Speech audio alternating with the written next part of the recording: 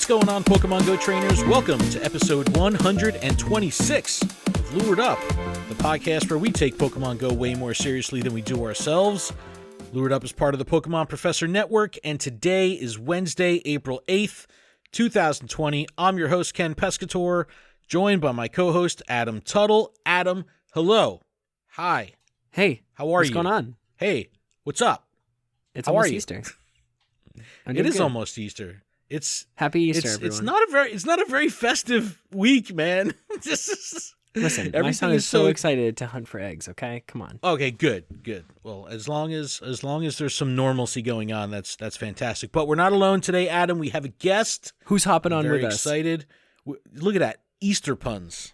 You know we it. are joined by Marty from PokeMiners. What's up, man? How are you? Thanks for coming on the show. Hey, guys. Thank you very much for having me. It's great to be here.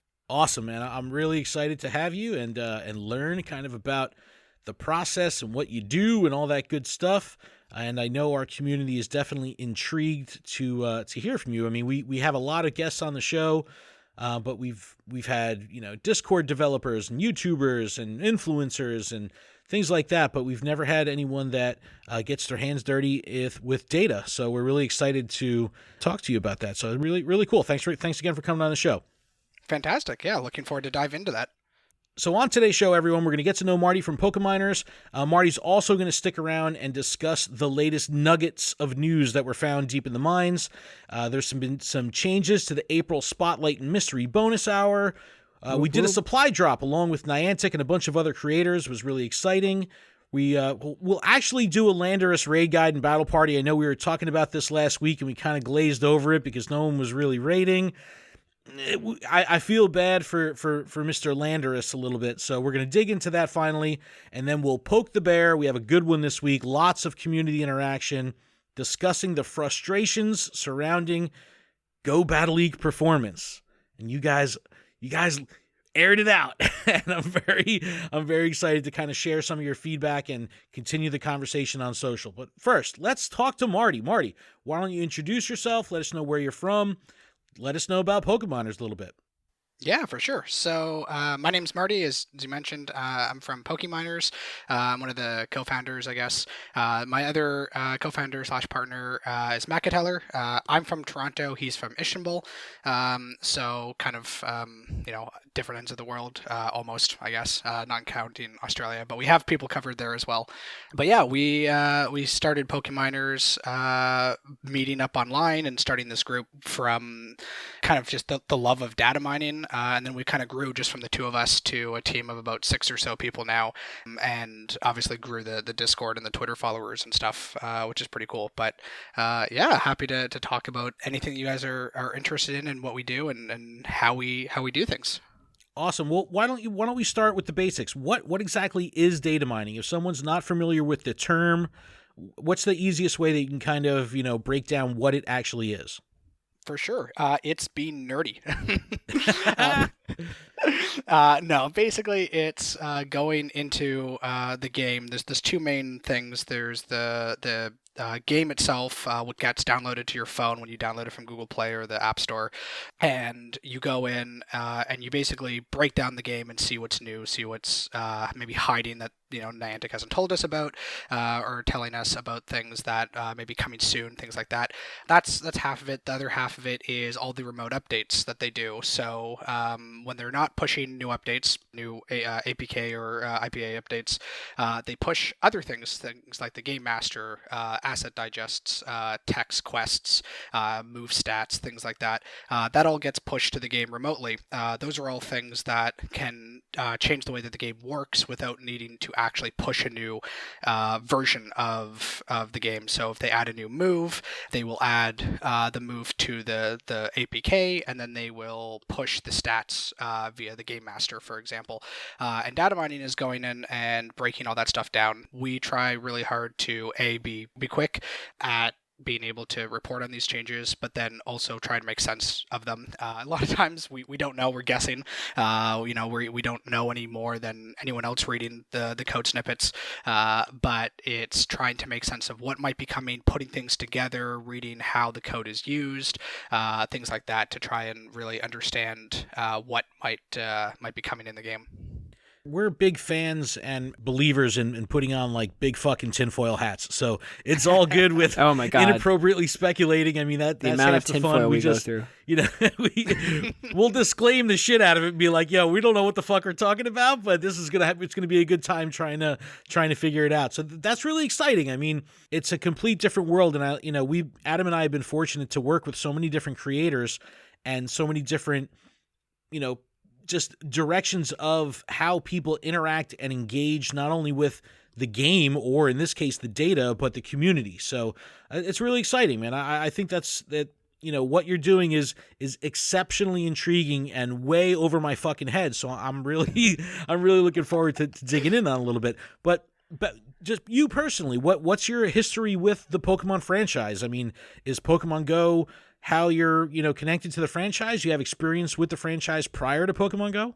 A little bit. I mean, as most of us as a kid, I played it growing up. I personally played up to Gold and Silver, and then I kind of stopped. I always kind of followed Pokemon a little bit, but I never really followed the games. It wasn't until Pokemon Go came out that I got back into the games and went back and played the old stuff. Originally, I wasn't drawn to Pokemon Go because of Pokemon. It was just the concept of an AR-based game that was fun to play, and so from that you got kind of back into the lore of the games. I tried the anime again, but I couldn't get back into the anime. Sorry to hear that. I know it's really fun for a lot of people, but Ash was not a good trainer. He finally won. He did. It took him 2.5 decades. He did. I will give him that. I didn't win. I guess so he has that on me. And he does have that whole immortality thing figured out, so I will give him that. And then I got kind of more into Pokemon Go and the lore and learning what the new generations and stuff like that are coming on, which is a big reason of playing the old games to learn more about why or what might be coming in the future. But I'd say my experience is primarily Pokemon Go. You engage with the game as a trainer. You're actually playing the game. I mean, how do you? I know for a lot of creators, the majority of their time is typically spent creating and not consuming. How does that work out for you? What's your balance? Are you able to play the game? And if you do, how do you like to engage with the game from a trainer perspective? Yeah, for sure. So my main, I guess, go-tos are raids, rockets, and PvP. I love the rocket feature. I play it a lot. It combines the great gameplay of PvP with just variation of different mons and rewards and things like that. So I find rockets are a lot of fun. Of course, I grind during Stardust events as well, but that's kind of how I engage with the game. But that's what's really fun about it, is that there's a different avenue for different people, and some people hate PvP and some people hate gymming, but it's fun to be able to partake in a little bit of all of it, and find your niche part of it. I know, talking to Macateller, he's from Ishinbul, which doesn't even have, the game's not even launched in Ishinbul, so he's pretty much on his own. He doesn't he says he doesn't get to braid a lot, but he still plays on his own and grinds and stuff, but he's definitely a rural player for sure.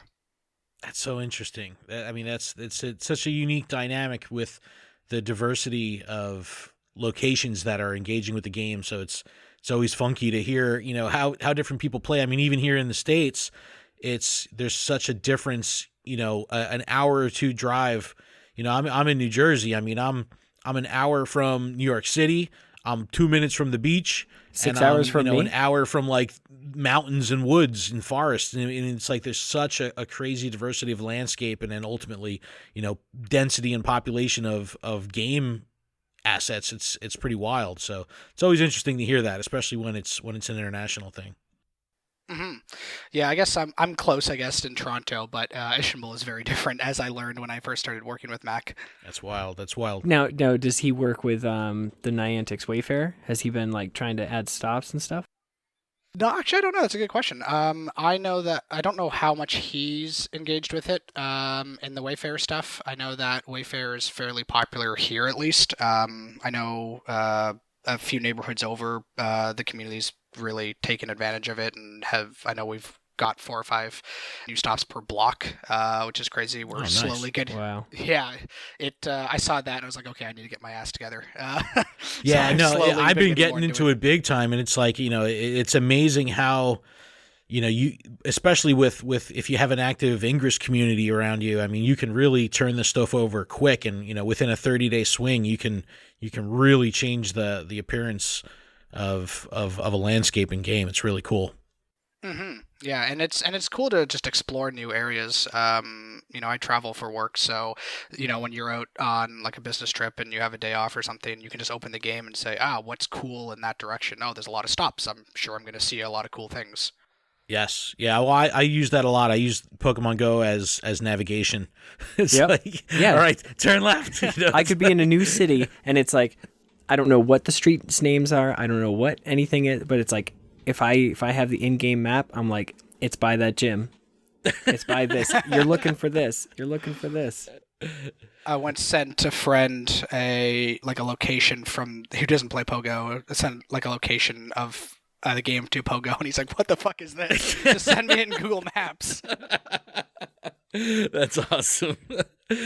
So you mentioned that when it comes to the data mining, you kind of have these two facets of actually doing the mining and digging in the data, but then also being able to communicate and make sense of the data.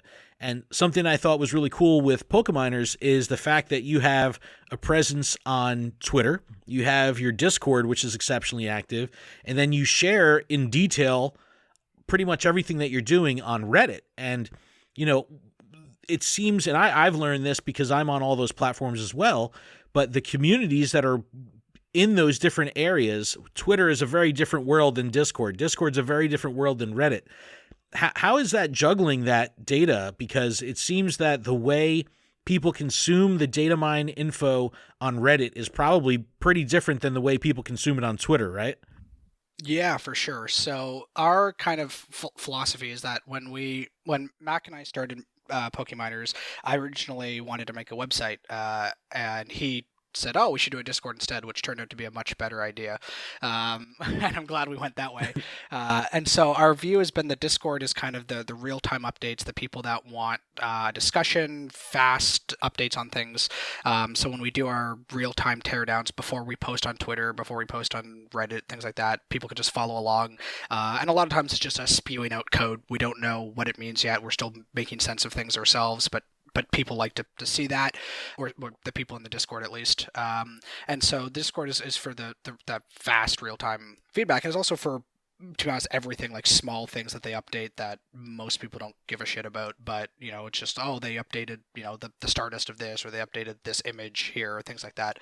Twitter, we find, is for people that kind of want the highlights but don't really want the in-depth code, or really a lot of the analysis. They just want like the flashy headlines or the pictures, things like that, to share in their local communities and things like that, and right. Engage at a high level. Yeah, did you see the next shiny coming out? Like, blah, blah, yeah, blah. exactly.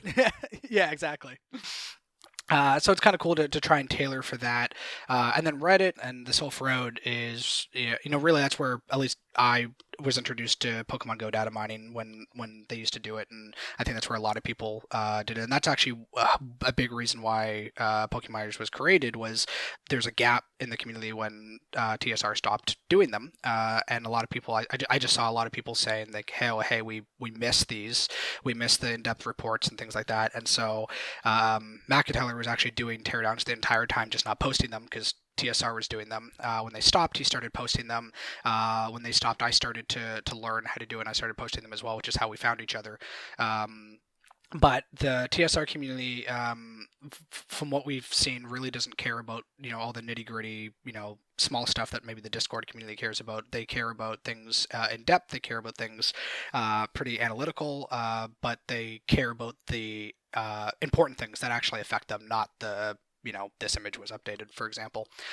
So we try and tailor our different mediums, I guess, to that, and I think we do a decent job at it. We try and sync up Reddit Twitter and Discord posts, so that they go out at the same time. Sometimes it's not quite possible, just because of, it may be too much text, or it might be like we get out a headline of something without really explaining what it is, and that might sound weird on Twitter before we explain it, so we post on Reddit first and then we link to the Reddit. So it really depends on what it is and how we tailor it. But out of all three platforms, I think Twitter has definitely had the most growth for us. We've seen huge upticks, I guess, in Twitter versus TSR. And well, that's like real time. Everybody around the world, recognizes Twitter as far as news and stuff like that. And it's very easy to just follow, right, as opposed to joining a Discord and figuring out, what rules are in the Discord. And Discord can be more daunting to people if they just want, news and things like that. Exactly. And now, Marty, the term Game Master File, we hear it all the time. Can you help us understand what that is? And also, we reported a few weeks ago that, there were changes to the Game Master File. Can you go into depth into that and like what has changed and how does it affect what you guys do? Sorry, that's a lot, but no, for sure. It's been a big headache for us in the last month or so. So the Game Master, first of all, it's not a file anymore. That was the big change as of about a week and a half ago. Okay. And what the Game Master is a collection of things like of remote updates. So things like move stats, like what Pokemon get what moves, the damage that they do, the speed, all that stuff that people like PvPoke and PokeBattler use to calculate their sims are all from the Game Master. Things like what boxes are in the shop, Stardust bonuses, what Pokemon can evolve to what other Pokemon. So, for example, when they introduce new Shadow Pokemon and you get the Shadows, which they fix now, but for a long time you would get the Shadows. That's because they would update the forms and what Mons evolve into what other Mons and things like that. And so it would become an unregistered Mon in your decks, and that's all in the Game Master as well. So the idea is that for about three and a half years, however long the game's been out now, the Game Master was a file that gets downloaded to your phone. And so the game would boot up. It would ask the server, hey, I need to know what my stats are. I need to know all this information. Download the file to your phone, and then it would reference it whenever it needed it. If there was an update, the game would be told, hey, there's an update your file. And so the advantage of that is that you don't have to keep downloading the Game Master over and over again and using your data or your Wi-Fi to get this file, because it will get bigger and bigger over time as they add more things to it. So the first change that they made about a month ago now is they changed the way that file is decoded, basically, the way that they send it to the phone. So it took us a couple days to figure out what that new decoding was. So we figured that out and we're able to update our tools and our software and stuff like that. But then the big change that they made about a week and a half ago now was they actually removed the file, removed it from your device. And so what that means is the Game Master, every time the game boots up, it actually downloads the whole Game Master to your phone, and then it stores it in just memory. It doesn't get saved anywhere, so when you close the app, it gets lost. And when you boot the game back up. Mm-hmm. That's so weird and interesting. I just don't even. I'm like, yeah, that's cool, man. Like, I'll take your word for it. Yeah, it's a little annoying. So you have to have the game in the background in order to do this? Yeah, so the way that pretty much everyone got the Game Master was they pulled the file off the device, and they were able to decode it and do all sorts of things to it. But with the file missing, no one was able to do that. So actually, the good news that we announced this morning actually was we just figured out how to get it back. It's still a work in progress, and it's not perfect, and so our bots and our tools and things like that monitor changes and stuff are still in the process of being updated, which is what we spent the majority of today working on. But there's different ways in theory you can get it. We've been trying different ways to get it, but yeah, the idea is that it needs to be downloaded to your phone and then live on your phone while the game is running.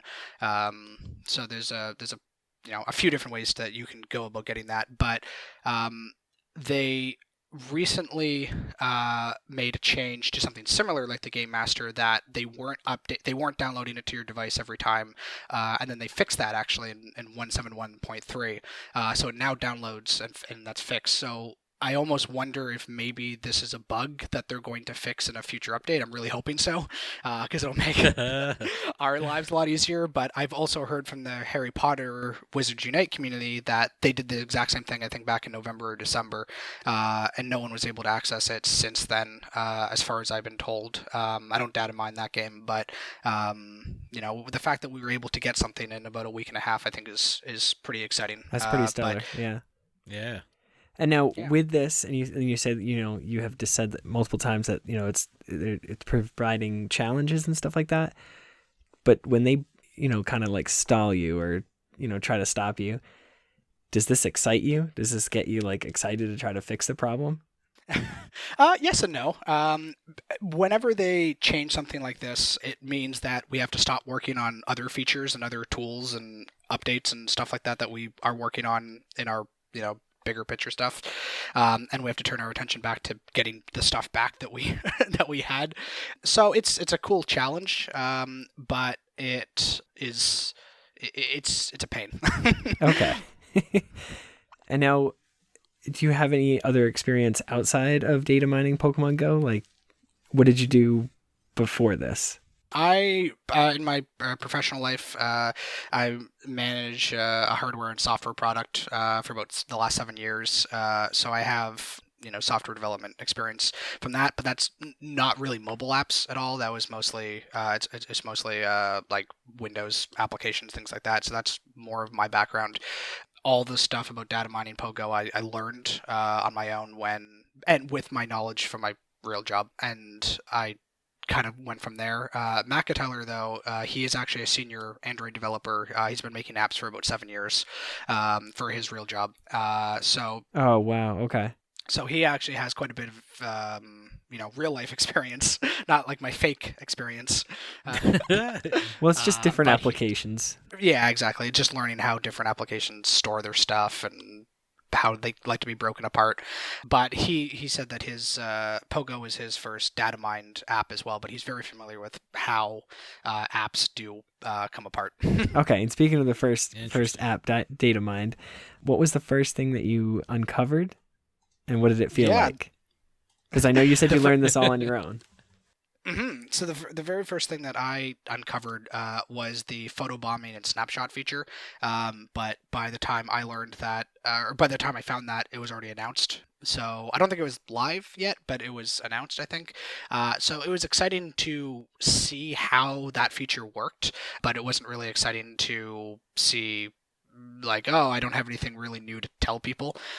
So the first new thing that I found that was really exciting was search filters for item and baby. So when you can that's evolve.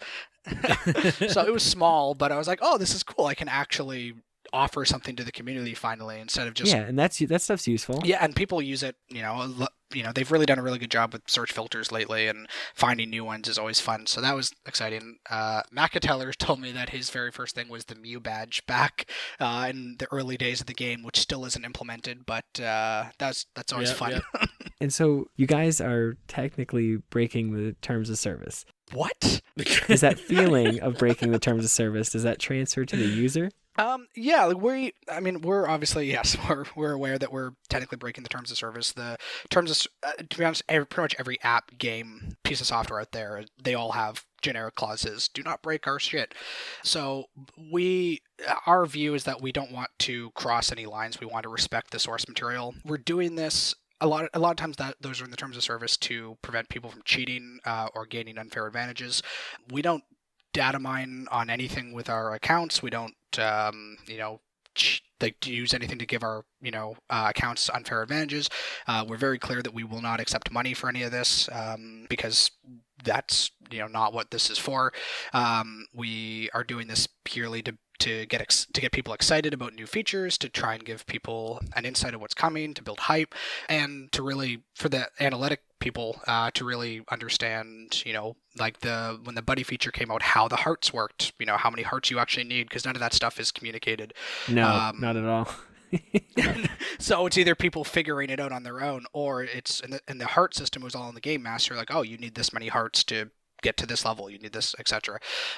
So we try and focus on that. We don't want to take advantage of what Niantic and the Pokemon Company has put out there, and we try and in all of our repositories of all of our stuff, we always put. We are always respectful of the source material, and in all of our repositories, we don't want people abusing any of the content. And on the user side, reading a teardown, as far as I know, isn't against the terms of service at all. It's the same thing that of a news publication can copy and paste someone else's data mine, as long as they're not the ones doing it. You see, for some reason, I get the Google Camera app APK teardowns in my news a lot. That's a very popular community for some reason. So it's a very common thing in other industries and apps as well. So I think from the users, I don't think there's anything really to worry about, especially following along in the Discord and Twitter and stuff. Technically, if people want to get really specific, downloading an APK from APK Mirror, for example, which is something that a lot of people do, is also against the terms of service. But I think, to be honest, Niantic doesn't really care. I remember reading Dropes' thing on Reddit when they stopped doing it, basically saying that Niantic doesn't really care about this. It's basically, it's a fancy zip file. If you can figure out how to unzip the file, have at it. So at least the impression that I get, that they don't mind too much, as long as we're not crossing any lines or using it to cheat and things like that. Yeah, I think a lot of it is just like the information. They, you know what I mean? Like, you guys could be digging something up and say, oh, it's going to be this. And like, they're like, oh, well, it's supposed to be a little bit like this though. Yeah. And a lot of times, and I think we'll get into this a little bit more, is like the remote raids feature that we found, where the reception is very loud and may not necessarily be implemented the way that we find it. We find just what they can do and what they're thinking, but we have no idea what they're actually planning, what parts of the features they're going to implement. When the Today View first came out, we found the Daily Quest coin feature that they've only kind of half announced on one of their help topics. I think I saw they mentioned that you can get like 10 Pokecoins a day or something, but nothing official like from Twitter or their blog and things like that. So we data mined that weeks, maybe months ago, and that hasn't changed. So that hasn't really come out yet. So it's we always say wait for official announcements before getting pitchforks or getting too mad, because we just don't know what they're going to implement. Yeah. I mean, even as creators now, this is something that I've talked directly with Niantic about, because, we're fortunate enough to work with Niantic in some capacity of, being, of getting information and sharing information for them. And, when it comes to the viability of a news source, or the viability of being competitive in the market, as far as your audience is concerned, this is very important stuff to get out as soon as you can, because that information will get out there. And it's, you start to lose viability as a source if you're not keeping up with the Joneses per se. So yeah, that's true. Niantic has kind of come around and said, like, hey, you got to understand, this is breaking the terms of service. And I'm typically the asshole on the top of the mountain waving the TOS flag, you know what I mean? And I've died on that hill like so many times, and people bust my balls all the time. But from a news source or a journalistic perspective, it is very important to cover this stuff and cover it in a timely fashion. And I think that's really the perspective of Niantic is, look, we don't want you doing it, but it's when you're covering the news, that's what you're doing. You're a source that's covering the news. If I was out here saying, hey, guess what? I just broke into the file and I did this, and now I'm reporting on it, or I'm the first to publish on this stuff, then that's a different story. But if I'm saying, hey, I was on a website that's in the public domain and I'm covering this, it's a much different perspective. So, I mean, morally, you know what I mean? It's like, it's a gray area, and it's like, I understand, especially working closer with Niantic, like saying, man, these people are busting their fucking ass to hold this information and try to keep it behind a gate. So when it comes out, it hits with a harder impact. So a lot of times I'm like torn, and I'm like, fuck, I want to report on this. But, it's like, I know it's an interesting scenario, and that was one of the key things. Like, we've always covered APK mines, Yeah. and now it's like it's very interesting to see how the flow of data works with us hearing the information from Niantic directly prior to release, it coming out in some kind of data mine format, and then it going live and with an official release from Niantic. It's the flow is so interesting, and it has to keep you on your toes. Like, I could only imagine that these things, do they follow patterns? Are you able to develop any patterns here, or is it like every day is a new day when it comes to what to expect when you're kind of in the mine?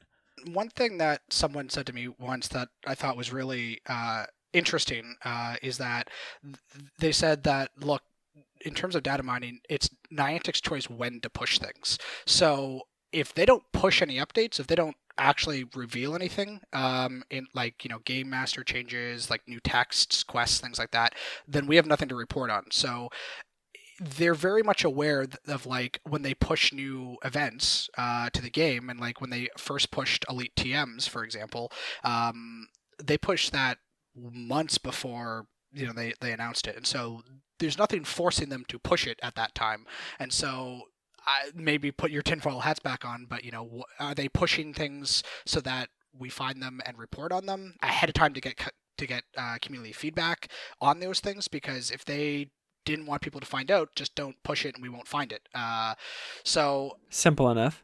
Yeah, I think it's kind of interesting. I think, to be honest, I don't think they think about us at all when they do updates. I think they just do what makes sense for them, and if we grab something, awesome. If we don't grab something, like when they make changes to the Game Master, I don't think they're doing it to lock us out specifically. I think they're just, oh, this is a change that makes more sense for us to do this new feature or something. So for the most part, things kind of, at least for the first several months of doing this, or I guess I've been doing it for almost a year now, it's been pretty much the same, which made it great to learn how the game works and how things have happened, and why they do things the way they do, and kind of build a history, I guess, with the game. But the last month they've changed a lot. They did say this year was going to be a quality of life update, and it shows.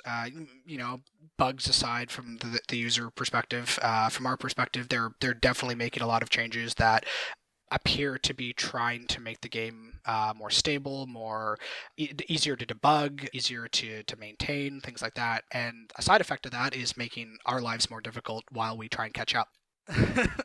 But as the Game Master has been difficult to try and get a hold of, things like texts and quests and things like that have actually been easier to get a hold of.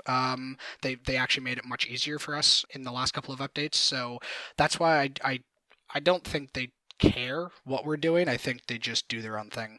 But it's fun to keep on top of it, and a big part of PokeMiners was creating a team behind the data mining, because I noticed that there's a lot of different people doing things on their own, and people didn't share information, and everyone was kind of off in their own silos.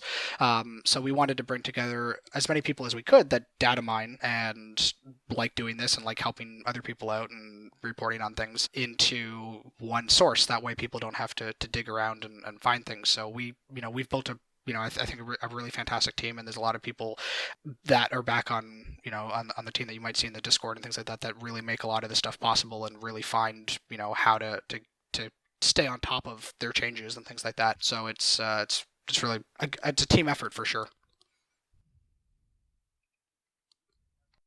And that's awesome, but you think they're ever going to throw any bogus information in there just to like troll you or troll with people that are looking? Yeah, they 100% do, and that's why I think that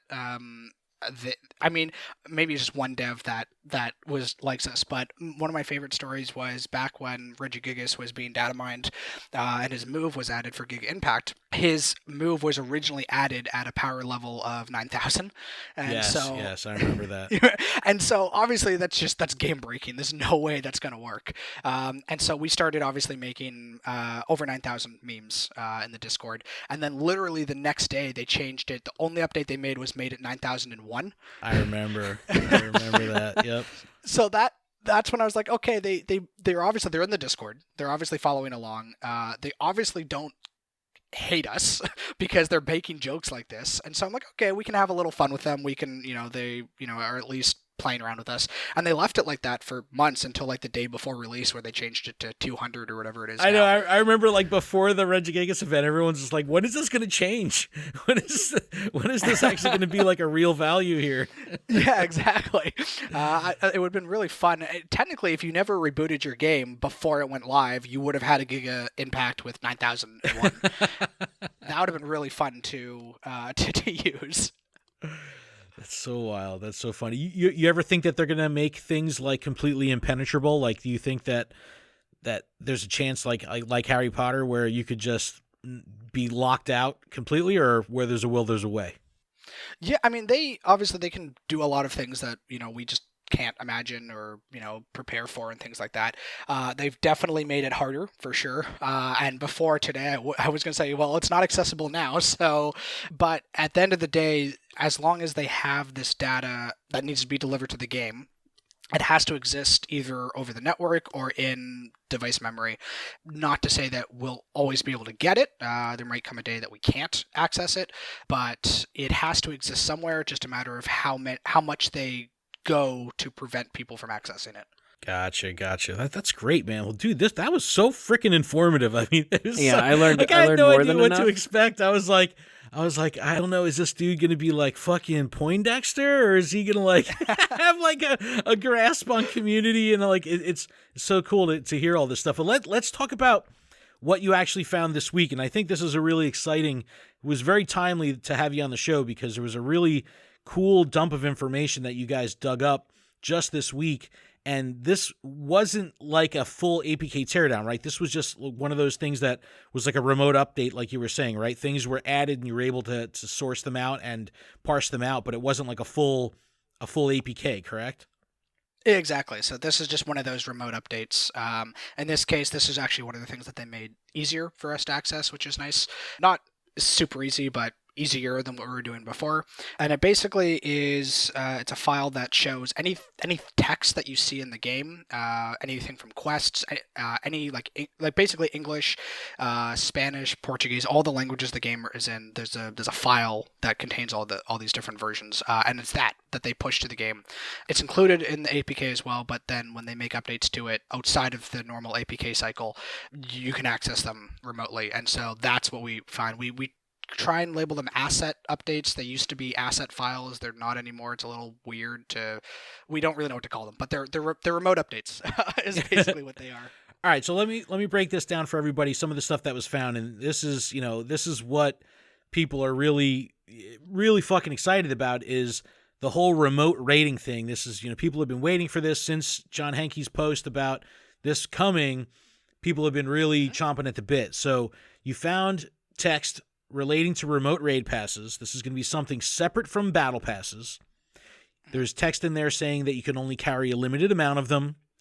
The game will kind of notify you and tell you when you need a remote pass versus a battle pass. This might be like, even if you're just out of range of the gym, it might say, even if you're 5 feet too far away, it might say like, hey, you need to use a remote pass for this or something, or get closer. Pokemon that will remotely raid will do less damage. That's an interesting one. There's some kind of invitation and call out process where trainers will have the ability to differentiate the fact that they're interested in doing a raid versus, hey, I'm in the raid and I want to invite you. You can see the different local trainers versus remote trainers in a raid. There's a remote lobby count and some notification that the raid has reached the maximum number of remote players. So we have all this information about remote raiding. Now, does this, like you said, it's up to them when they decide to actually make this go live. But when you see this much of a comprehensive stuff about something, does this really mean that it's like an imminent push, like soon? Yeah, so the big thing that's always that we pay attention to is things like this update where they reference a new item.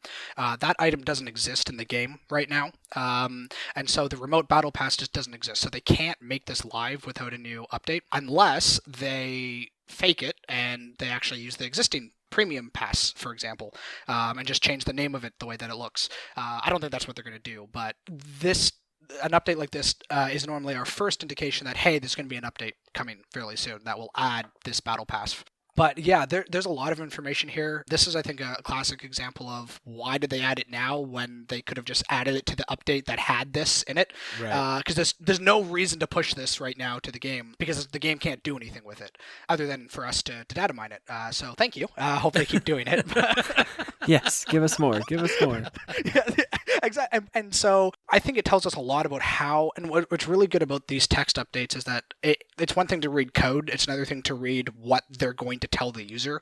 And this is straight up what they are telling the user and how this will work. And so I think this gives us a lot of insight. There's still a lot of unknowns, what the distance from the gym will be. My guess will be whatever the normal distance is. So if it's 90 meters right now, it'll be 90 meters. That's just my guess, though. The fact that it's a separate battle pass, I think is relatively clear, but again, we'll see what the actual item is.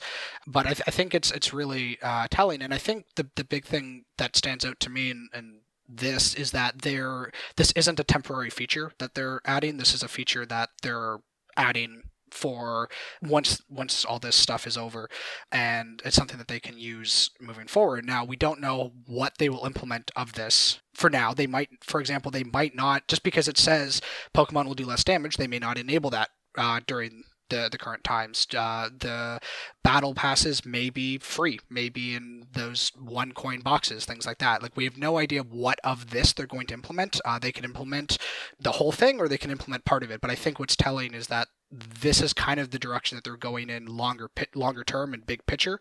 And this might be how the feature evolves once COVID is kind of nearing the end. Yeah, maybe like what I'm gathering from this is like the remote raid pass will be only in the shop.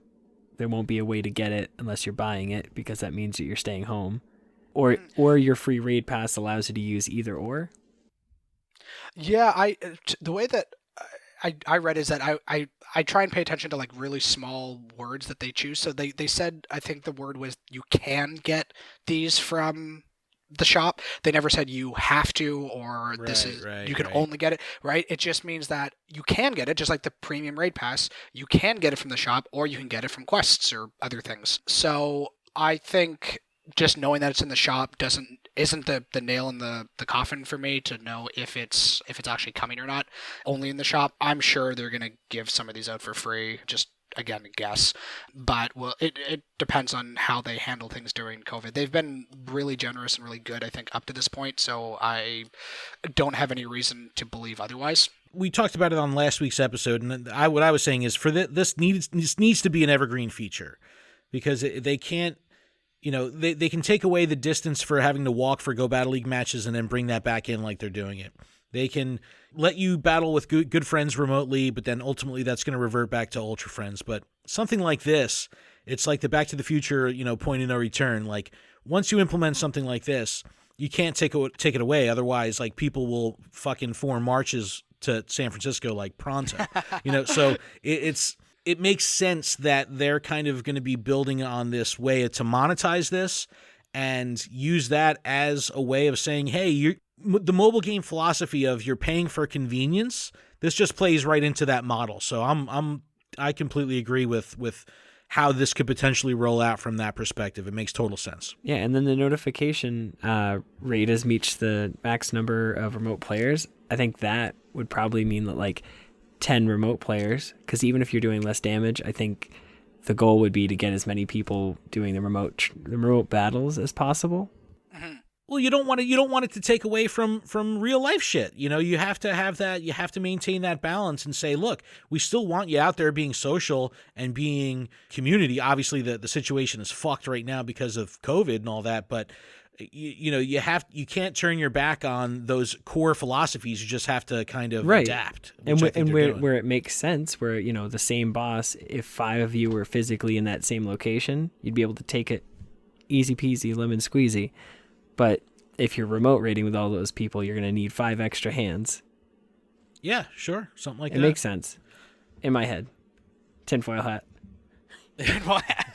I think the other thing that this also opens up that I don't see a lot of people talking about is that a feature like this if it lasts through COVID, is a great way to get regional raids. Because if you're friends with someone, say in Australia, and the Lake Trio comes back, there doesn't seem to be a distance cap to how far you can invite your friends. I could join a friend doing one of those raids, and I think, as far as I understand from reading these texts, there's no reason why I wouldn't be able to do that. So that's pretty exciting to be able to get potential regionals. Man, I didn't even that are think in of raids. that. That's awesome. Because I mean, I was kind of thinking of this. This opens the door to allow 24 hours of raiding, because where the That's raid true. bosses go to sleep at 9:30 at night or whatever here on the East Coast. It's like, well, if I'm it's 4 p.m. somewhere else in the world, I could just raid over there. So long as I have a friend. So it's like, oh man, it's exciting. This is good shit. They could block off physical raiding at a certain time in that time zone, and then just so you can't. but then you can't remotely, go there. yeah. Yeah, but you can go remotely. That's true. Yeah. Oh man, so Yeah, and I mean, it could completely change raid trains too, right? You just have one guy in a car and everyone follows along. exactly. It's like sending someone out as for recon. It's like you have your scout exactly. out in the wild, and it's like, that's so fucking cool. That's so cool. He's like your the how like you have like an HM slave in the main series game. It's like you have like your friends list slave. We'll call him Bill. Who's We'll call him friends with Bill. everybody, inviting everybody in. That's He's so doing great. Bill's research, okay? All right, let's see what else we have here in this remote update that you found. All right, buddy gifts. And this is the quote from the text here. It says, "Your buddy went exploring and brought back some gifts." Could this be a temporary thing? Maybe. It almost seems like this could be temporary to help out, but who knows? This is, like whatever the fuck happened to the root maker. You know what I mean? Like, who knows what all this can tie to? Yeah, I think this is. I think this is a really good call to add to the current situation. Just even if it is temporary, just give more people gifts. Sure. Yeah, they've smart on them. I think it's small, but I think it'll help. Yeah, well, especially if people can't get out. I mean, I'm spoiled. I mean, I'm surrounded by stops and walking distance. I can in the past week I've deleted 1,000 Pokeballs. You know what I mean? So it's like I'm Jealous. swimming in the shit, but a lot of people are not in that situation. So it's like, yeah, this could be a nice little way to kind of just give a little bit extra right now and make it a game mechanic itself, which is cool. All right, Abra, this is another big one. Abra is coming back. Abra Community Day looking to be April 25th. The associated ticket for investigating illusions, the special research could come back to the shop. Global event ticket. There's a lot of stuff here. I mean, this pretty much points to this happening on the 25th, right? Yeah, and I mean they could postpone it again, but I mean if they bring it back, I think they'll do what they did with Gensect, where it'll be a quest that you can do from your house. It'll be interesting to see if they bring back like the full community day, Abra spawns, things like that, or if it'll be like more quest focused through catch whatever you want, you get Abras through the quest. We don't know what the quests are, but it's interesting to see them trying again with it. See, I think Interesting, if they did something like the Safari Zone, where you're guaranteed, like it's like a 2-part quest, but you're guaranteed the shiny Abra, like then nobody can say that they didn't get a shiny Abra, but then still have them spawn in the wild, and incense. Yeah, it's a balancing act. It's a balancing act. This is a really exciting one. Marill Battle Day. Maybe like a raid day, but tied to Go Battle League, something like that. Adam and I will actually talk about this a little later when Marty's gone and we can discuss NDA stuff.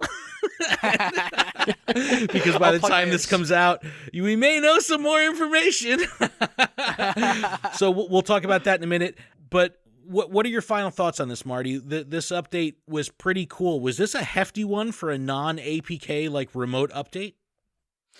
Yeah, it was definitely a lot to go through, and it was also really big for us because we weren't 100% sure if our tools was still working after all the updates lately. So when we got this update, we were like, yes, it's still doing things.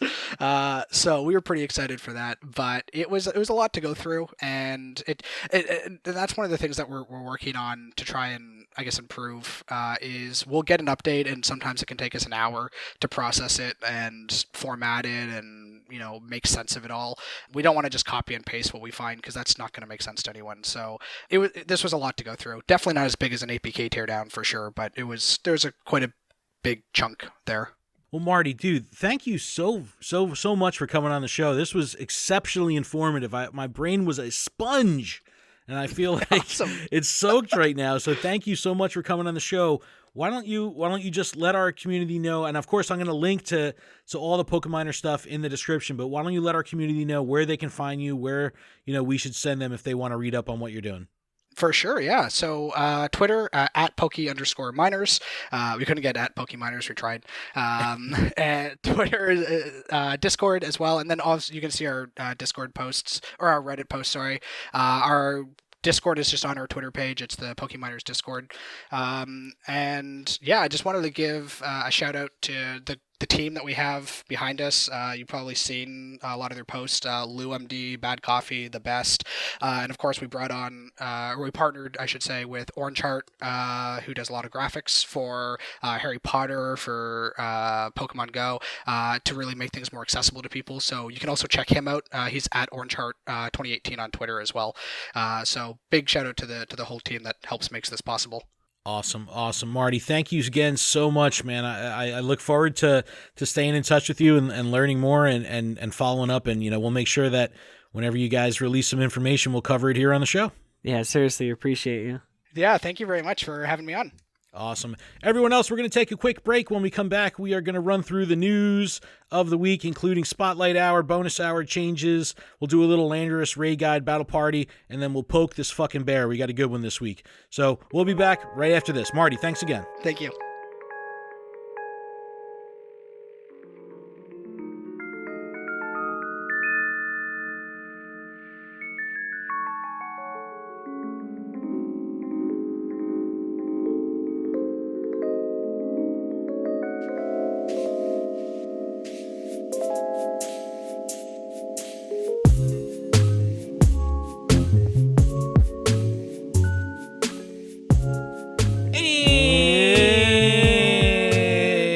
Yo, Mystic 7 did an and you're back the other day in one of his videos. I was cracking up. I was like, oh shit, Mystic!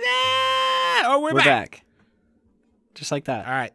Little housekeeping really quick before we get to Let's the back keep half of this the show. house. But even before that, Marty, thank you so much for coming on the show. Dude, I'm so fucking intrigued with everything that was going on in that first half of the show. It's like, it was awesome. He definitely Such rocked. a great attitude and perspective on breaking the terms of service. It's amazing. It's so funny. It's so good. No, man, I learned a lot. And yeah, it's good to know that his attitude and perspective towards doing what he's doing is positive and respectful. And, when he said, like, look, we're trying to be respectful of the source material here and just provide information, I was like, oh, okay, I feel a little better.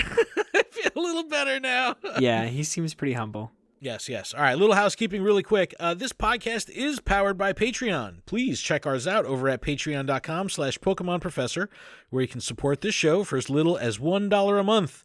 And that $1 will get you access to our patron-exclusive Discord, which is a fantastic place filled with fantastic people. And I want to give a huge shout-out to our show supporter tier patrons: Brittany, Jay, James, Matt, M. Pitts, Terry, David, Chris, Sydney, The Noise, Harry, PokeNabbot, Purple Pancakes, Dim Gears Be Bangin', Lady Goobly Meat, Go Ranger Matt, The Phoenix, Baker Boy, Jolt Switch, Alex, The Illustrious Overseer, Jason, Matt from Kentucky, Paul, Justin, Val, Monica, PJ, Augmented Naturally, Jay Mackle, Brian, Smeatwad, G-Stack, Sam, DJ Banks, Lynchbot, Unbreakable, Chad, Matthew, Jamal, Ace Trainers, and new for this week, Wood, Woos, Wolf. Thank you all so incredibly much. Yo, that list is so huge. I love support. it. Thank you. We love you so fucking guys. awesome. Also, a huge shout out to Ann for joining at the Discord tier. Ann, welcome to the Discord. Thank you so much for your support. And a huge shout out, as always, to our executive producer, Paul Bott. Paul, thank you. Appreciate you. If Patreon isn't your thing, there's still a couple other ways you can help us out. If you're listening on YouTube, you can subscribe to the channel, turn on notifications. And if you're listening via a podcast service like Apple Podcasts, you can take a moment to leave us a review. Okay. Back half of the show. Front half went a little long. Adam, let's run through the details and the changes that are coming for Spotlight and Bonus Hour. We did have our first one already yesterday, but why don't you break it down? All right, so this is coming from PokemonGoLive.com. Niantic has combined Spotlight Hour and Mystery Bonus Hour into one single event, into 1 hour. on Tuesdays this month from 6 to 7 p.m. your local time. And this past Tuesday, we had, are you ready? We had Purloin. Did you have any luck? Not getting shinies, no. I caught plenty of them, but no, they're not shiny, Adam. So what luck are you talking about? Your hype level was too. Your expectation was here, Ken. You got to rein it back. It needed to be down here, and my expectation was so low that I caught 3 different Purloins with really good PvP stats, and then right before it ended, I caught another one that was rank 4, and I was like, You love catching and touting Pokemon that are good for PvP stat-wise, but that have absolutely no place in any meta whatsoever. It's okay. It's like, yo, I got this bomb-ass Tauros. Yeah, but I'm gonna have my what is it, a Liepard? I'm gonna have my Liepard and just watch it chase me around in Sword and Shield. No, those things are fast. But yeah, okay. So that was this past Tuesday. Hopefully you guys had luck. Hopefully you guys got a good one for PvP. But it was combined with double XP. Don't forget. Yeah, double XP. Oh, yeah. So this Tuesday coming up, the 14th, we're going to have Magnemite. This is cool because it has a shiny potential, which I'm all for because I still don't have one. But you're going to earn double candy for catching Pokemon. If that's not exciting enough, we've got the next Tuesday, April 21st, we have Wobbuffet. And you're going to earn twice the candy for transferring Pokemon. So let your Go Plus be catching the Wobbuffets and go through your Pokemon and transfer all the legendaries and stuff that you've been needing to do some spring cleaning. I have, I counted, I have 125 or so legendaries I'm going to get rid of. I've been holding them for too long. I got to do it. Remember, Tuesday the 21st, 6 to 7, this is your event. Clean your box. Giggity. Clean it out. Tuesday, April 28th, we have Pidgegrab is going to love this one. I know. Pidgey. Again, Pidgey, not everybody's favorite, but somebody's favorite. It has the shiny potential as well, just like Magnemite. And you're going to earn twice the experience for evolving Pokemon. So get your Weedles and your Rattatas ready and start evolving. All right, well, let's talk about this. Let's talk about this a little bit because I originally had said that I like how they were parsing out the events. You have, weekend events that run Friday to Monday. You had Spotlight Hour on Tuesday, Raid Day on Wednesday, Bonus Hour on Thursday, rinse and repeat, right? Obviously now this is a temporary thing. They're saying that this is just for April. However, the feedback that I've seen has been overwhelmingly positive that people want this to be the norm. They want this to continue. They would rather have a double up in events during the single hour. Now, I agree to a certain extent. For something like last Tuesday or next Tuesday, where you're catching and earning extra XP or candy, you're all in the same process. You're still out there grinding and playing. But for the last 2 Tuesdays of the month, earning transfer candy or XP for evolving, you're not catching. So it's a little counterintuitive. Go Plus. Because it's like Gotcha. Either you use your Go Plus, which, if you lose a fucking shiny to a Go Plus, that could be heartbreaking. Or you have to decide, okay, I'm going to focus on the Spotlight or I'm going to focus on the bonus. So it's going to be kind of hard to manage both in those last 2 weeks. What do you think of this? I think it makes you decide kind of what you want to do.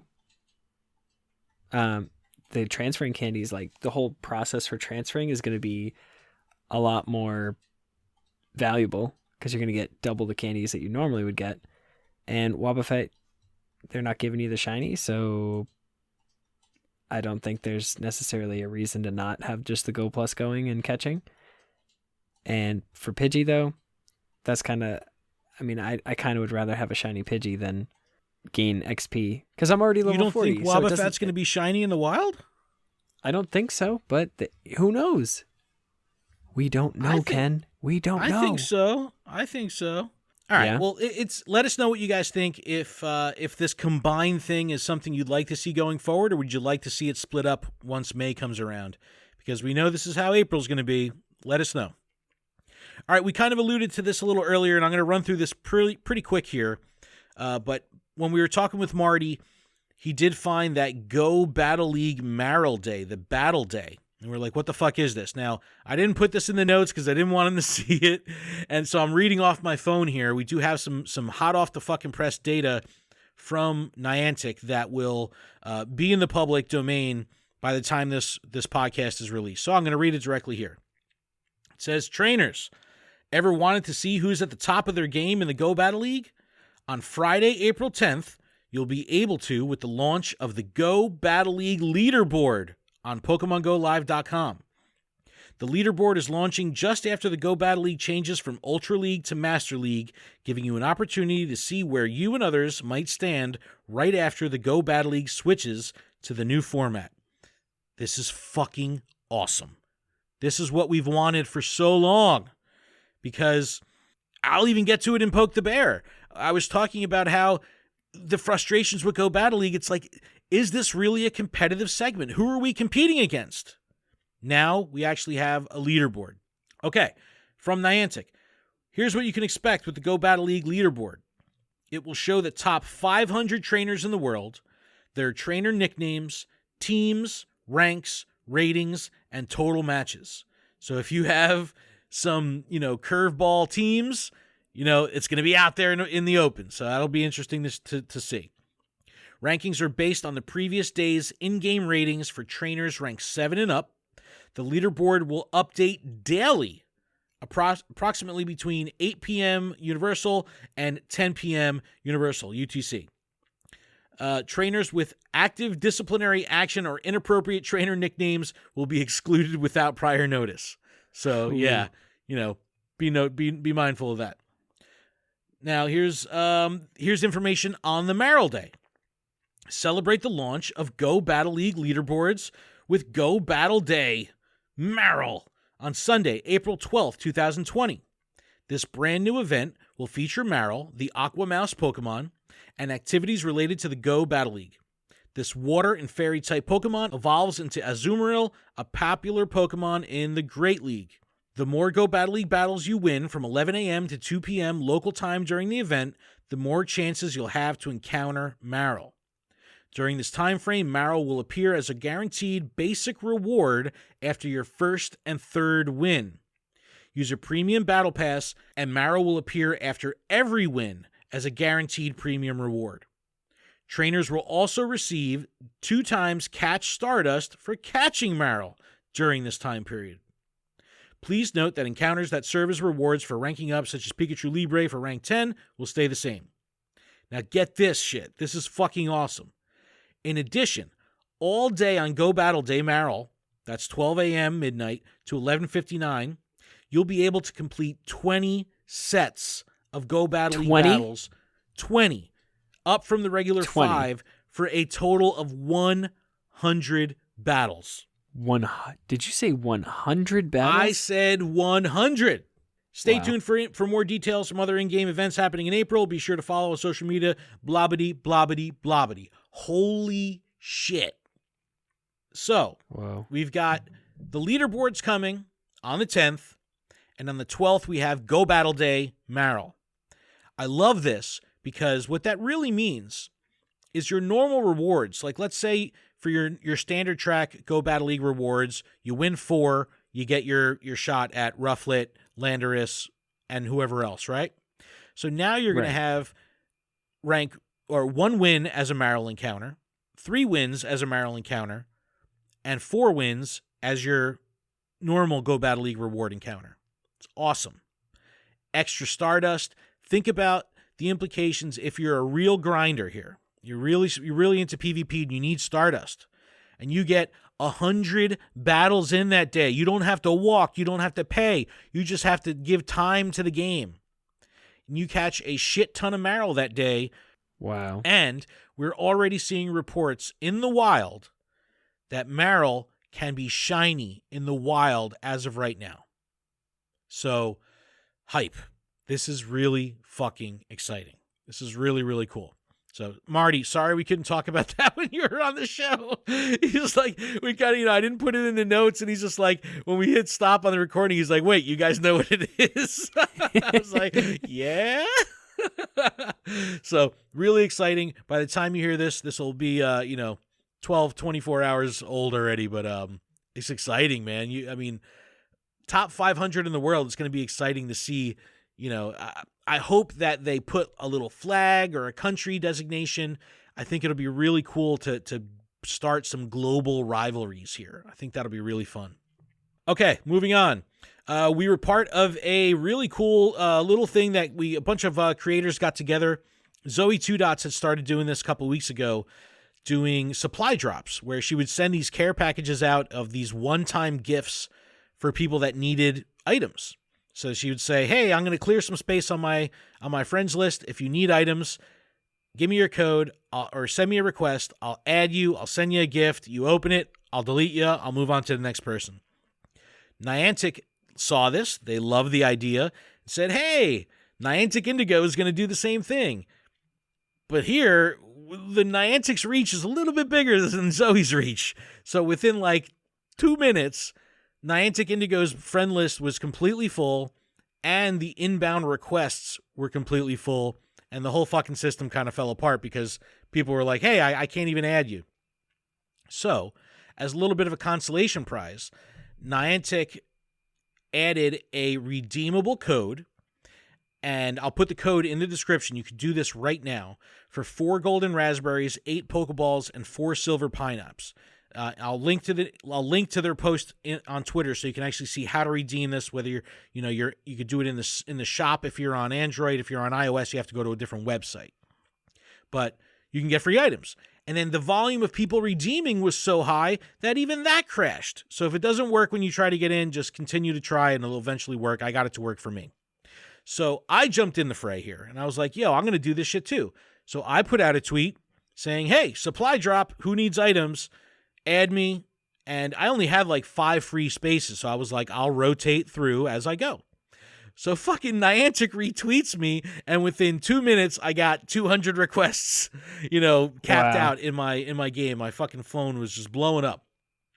So look for that tweet. I'm not going to give my trainer code out now because it's just so overwhelming, but I'm slowly but surely working my way through giving people items, giving people gifts, and to this point, I think it's been about almost 48 hours since I started doing this. I've already been able to give out about 60 or 70 gifts. So it's really cool to be able to help people that are in need of items.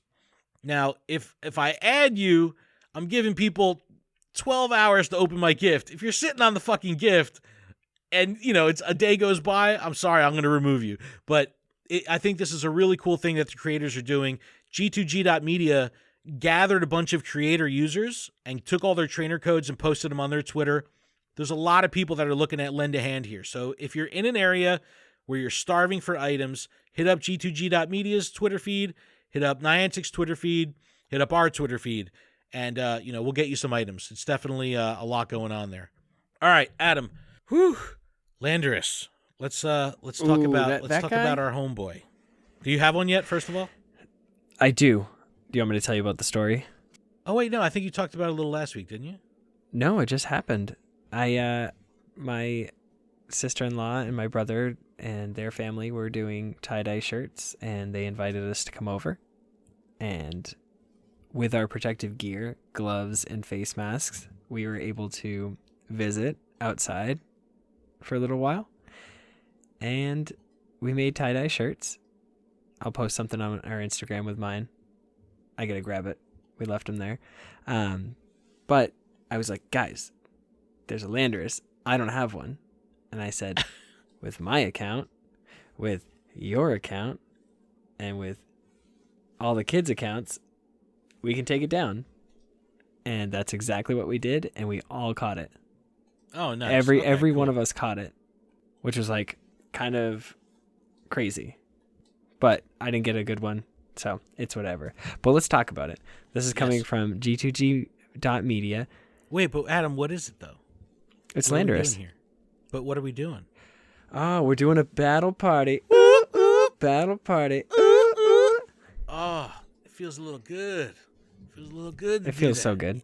Oh, okay. So, Okay. Landorus, the Abundance Pokemon, is our current Tier 5 raid boss and is the master of the forces of nature. Landorus is a ground and flying type Pokemon, which makes it weak to water and double weak to ice. Also note that this is Landorus's incarnate form, and we should be seeing its Therian form sometime in the future. Landorus can be duoed under the right conditions, but it is a fairly simple trio when faced with level 35 counters. Landorus has mediocre stats, which is everything you want to hear. So it just makes it look nice in your Pokedex. The attack stat on it is 261, defense is 182, stamina is 205, and a perfect catch on this without the weather boost is 2050 at level 20 and 2563 at level 25 boosted in windy or sunny weather. So whenever we talk about raid guides, we always talk about G2G.media's coverage, because what they do is they take an aggregate. They look at data from PokeBattler, Pokemon Go Hub, and Game Press, put everything together, and then give us, it's a nice way to toggle through and see three different perspectives. So it was pretty unanimous that the best counter here is Mamoswine, Powder Snow, Avalanche. Weavile was unanimously the second best counter, Ice Shard, Avalanche. Then you start to see a little disparage. Some sites had Glaceon with Frost Breath and Avalanche. Some sites had Mewtwo with Psycho Cut and Ice Beam. Other counters, a little bit more budget.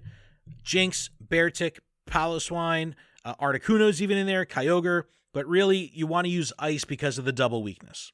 I was bringing in, I use Kyogre because I have Blizzard. It all works out. So, if duoing this, I would bring 4 Mamoswine and 2 Weavile, because I have a couple good Mamoswine, I have 2 good Weavile.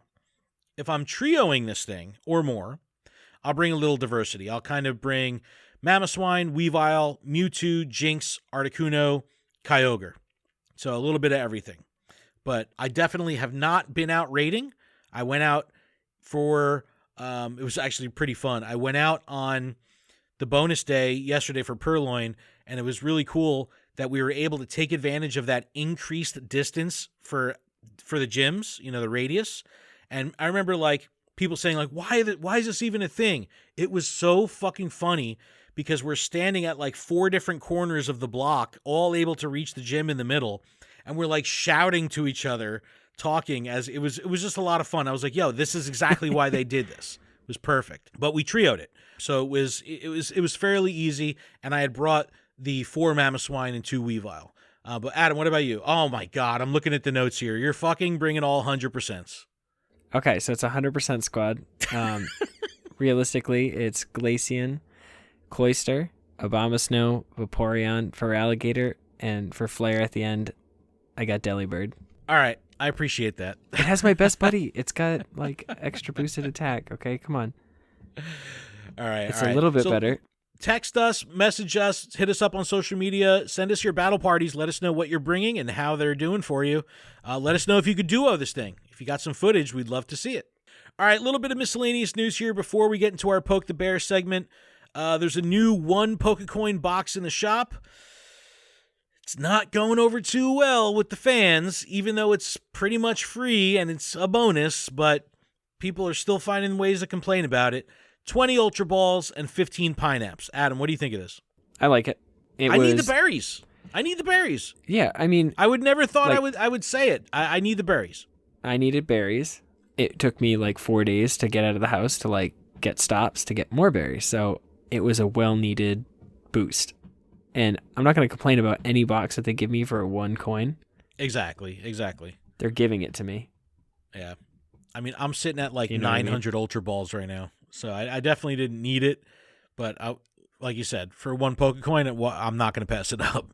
All right, a little update really quick. We talked about this a bit last week. The Pokemon Go Radio League had put an open challenge out to any other PvP league. They were talking mad shit.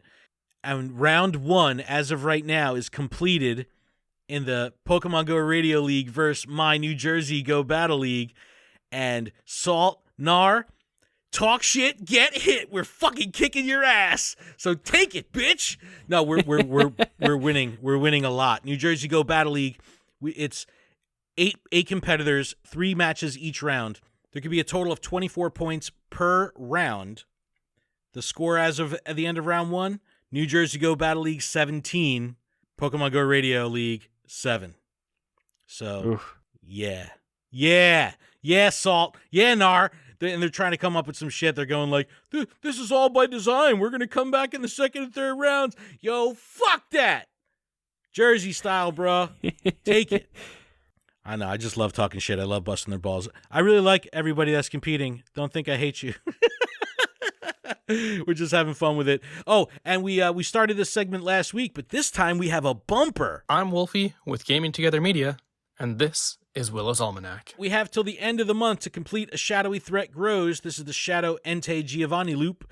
Alolan Executor is here for our research breakthrough through the end of the month as well. Landorus here through April 21st, so make some use of the raid guide. Spring into Spring event starts tomorrow from the day we're recording this, so by the time you hear this, it'll be all Eastery and shit.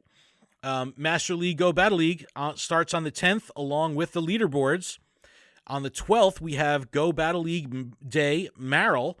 And next Tuesday, the 14th, Magnemite Spotlight Hour. So links to all this stuff will be in the description, so you can check out Willow's Almanac over on g2g.media and subscribe to these events for their calendar. Our Google Calendar for all the events is also available to subscribe and download. Link to that in the description as well. All right, Adam, you ready to poke this bear? Oh, I'm ready to poke the bear. This was a good one, man. So we posted on Twitter, frustration with Go Battle League has caused many trainers to take a break from the game. Are you considering walking away, or are you still enjoying the battles? Sound off. And we got some great responses. There's a lot of good ones here. There's a lot of good ones. Go ahead and start reading through these. Wood Woos Wolf. I was halfway through a Sylph Twilight Cup tournament when I realized that I just don't like Go PvP. I'm not bad at it, but don't really enjoy it. I got scraggy and haven't touched Go Battle League since. I'll wait for some other way to get Rufflet. PvP never became my endgame in Go, but the fallout and frustration is interesting to watch as an outsider. I still play every day in other ways. I think this is going to kind of be like a little bit of a universal and consistent theme here. Are people may tolerate Go Battle League because of the rewards. Go ahead. Yeah, like, I mean, I still don't have a Rufflet simply because it's Ultra League right now and I can't win any matches to save my life. All right, so the next one comes from Pogo Joel. I stopped with the 25 battles per day, just focusing on the Sylph GG regional tournament. Sylph is greater than Go Battle League. I still love Go Battle League, but it's just frustrating. Okay. And this is coming from Sarah Elise. I have never been a huge fan of the Go Battle League format, so I haven't invested much effort into it. But now the glitches and lag are affecting my Sylph matches, which I do care very much about. I'm not taking a break yet, but I am planning to compete in far fewer tournaments this month. Man, Sarah is an amazing competitor, and there's been some pretty strong battlers out there that have or are considering taking a break or slowing down, and it's really disappointing. It really is. It's like, you know, it's sad to hear that. I want these people to play more, not less. Exactly. And I mean, I'll express my opinion in just a second. But this is coming from Hex Manifesto. Def haven't done nearly as much Ultra League as great because of the lag. Was doing all 5 sets a day. Now I may do 5 sets in a week. See? People playing less. Me personally, in the Ultra League, I'm lucky if I can complete it during the week. One set? Yeah. I was so upset that my set got, so I was at 4 out of 5 battles, and then it switched over to Ultra League, and I was still in that, and I still had to battle in Ultra League. I was like, are you serious? I can't win this. This is a joke. I had my first 4 out of 5 win in Ultra League just yesterday. I suck at Ultra League, and I even have, I even built Pokemon, and they're not just the right ones. I have no cohesive unit. I'm definitely playing less because of Ultra, not necessarily because of the lag, but because of Ultra. So, 100% because of Ultra. yeah, I'm going to read a couple more responses here, and then I'll give my thoughts. All right, this one from Shagness. I personally have taken a step back from the game completely. Being at home more has made me realize what's really important, and that's my family. Sure, I'll still play Pokemon Go, but I'm going to quit putting it first before everything else like I have been. She goes on, I also keep wondering why we still play a game that is constantly broken. If my mechanic wasn't fixing my car properly, would I still keep going back to the same mechanic? I don't think so. So until they start caring more about the player's experience, I'm going to quit investing. This is a fucking fantastic perspective. Great fucking perspective. For two reasons. One, yes, this game is all-encompassing. It's very easy to put this game ahead of more important things in life, like family or responsibility or showering. Like this stuff, it's hard sometimes.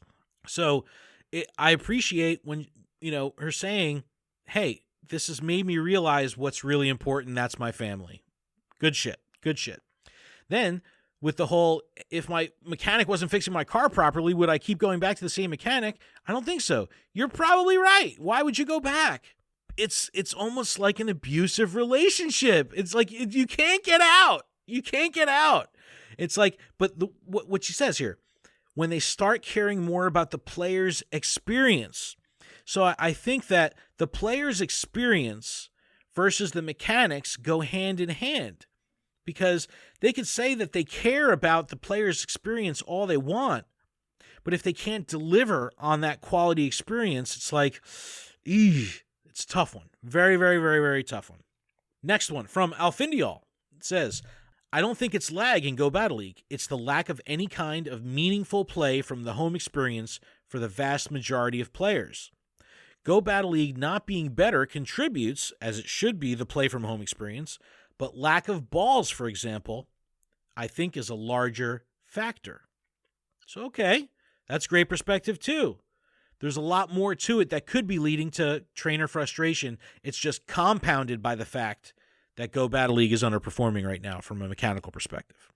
Next one, this one from Ashlysia.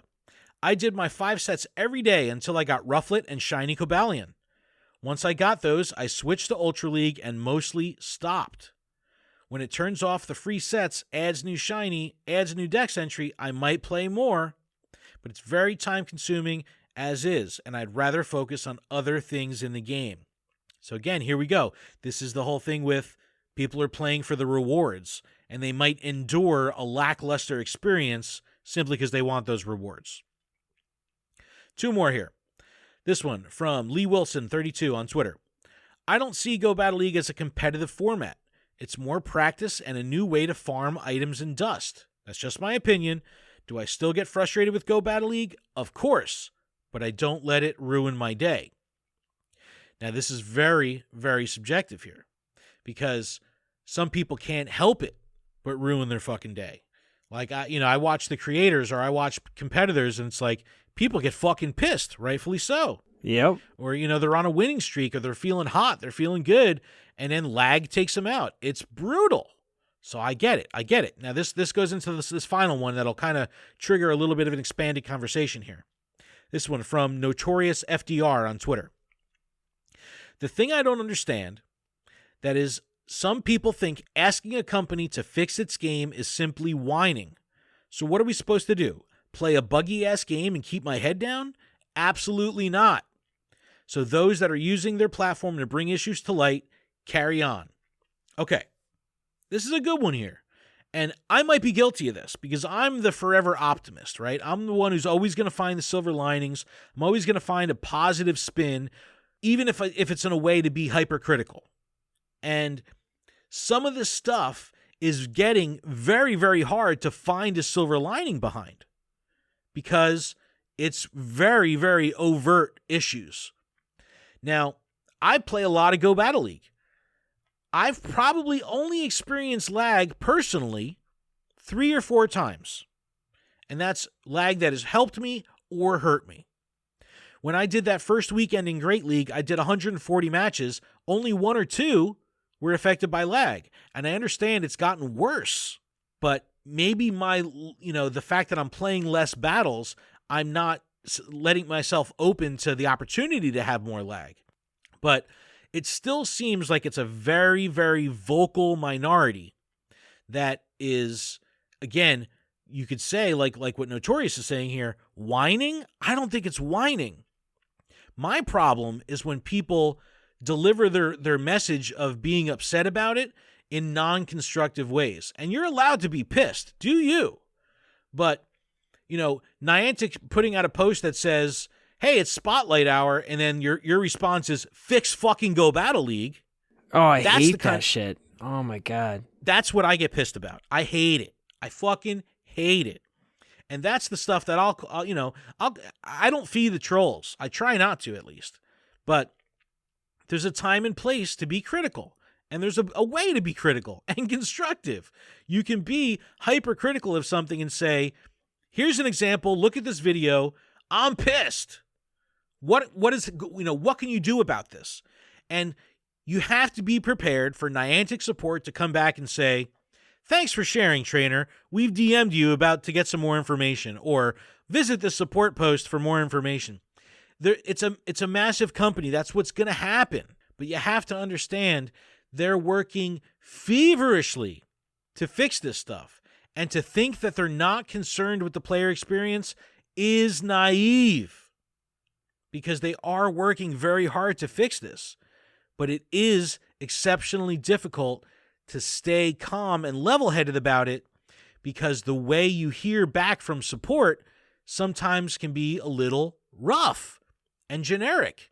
And it's like, hey, this is something that's affecting me. Don't give me a cookie-cutter response. But you got to understand, there's a lot of us, and that we're loud. So it's definitely difficult. I get it. Yes, yeah. And believe me, I'll be critical about it. I've seen the lag. I've seen it. I've seen plenty of videos. It may not affect me, but that doesn't mean it's not happening. The shit is happening, clearly. I just don't know how to temper the community to make them, I don't know. I don't know what to do. It's very hard to defend. All I can say is I know they're working really fucking hard day and night to fix this. But we as a community, we have to be better with how we explain this stuff. Because if we're just going to come out and say, fix your fucking broke-ass game, fuck you, that doesn't help anything. Nope, not at all. It just makes me go, that's not even like they're posting about Sudowoodo. It has nothing to do with Go Battle League. Right? Oh, like, man. So why? This was a great segment this week. Thank you to everyone that got involved in the conversation. I'm going to put a link in the description to our Twitter post. Please join the conversation. Let us know how you think, what you think. Share us your experiences, share videos, pictures, whatever you got. I think it's important to talk about. I don't necessarily think people are whining just for the sake of whining. I think people have legitimate reason to be upset. That's fair. Just remember, keep it cool. That's all I can ask. Whew. All right, Adam, that was a long show, but we did it. That was a long show. Yeah. Thank you guys so much for sticking around. If you made it this far, we really do appreciate it. To everyone that got involved with our Poke the Bear segment, thank you so much. Thank you to all our patrons. Thank you to all our contributors to the show. We really do appreciate it. Our Secret League pin is available at the Secret League store. Links in the description to everything we talked about today. You can email us, info@luredup.com. You can leave us a text, picture, voicemail, 732-835-8639. Monday, text service launches. You'll get your first text on Monday, 732-835-8639. If you want in, check out PokemonProfessor.com for everything that's going on in the network, LUREDUP.com for everything that's going on with the show. We did it. Thank you guys again. Thank you so much. Adam, you got anything else? No, I just want to say, I know we already said thank you, but we also appreciate you. Every one of you. Thanks for listening. Stay safe, trainers. Seriously. Wash your hands, trainers. Keep washing your training hands, trainer. All right, we'll see everybody next week. Bye. Hands. Keep training, trainers. Bye.